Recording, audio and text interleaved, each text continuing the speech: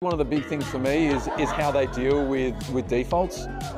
It's pretty impressive to see that the company actually calculates in the ability to not chase people for finances on the back end, and gives a whole lot of integrity to the way that is. I think it'll build a really good customer area. I think that right now I do work with what's defined as sophisticated investors through ASIC.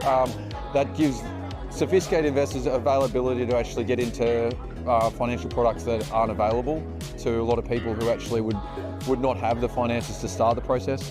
One of the things that I appreciate is the ability for a lender who hasn't actually got that background or doesn't have the finances to be able to get into the market and have a chance to succeed. I think a lot of the time the expectations of an investor coming into this space is that they'd be receiving a return similar to banks.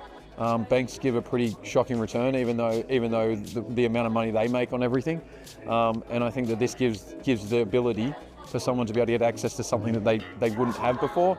And the visibility, gamification, making it a little bit of fun brings it up to something I think people are interested in.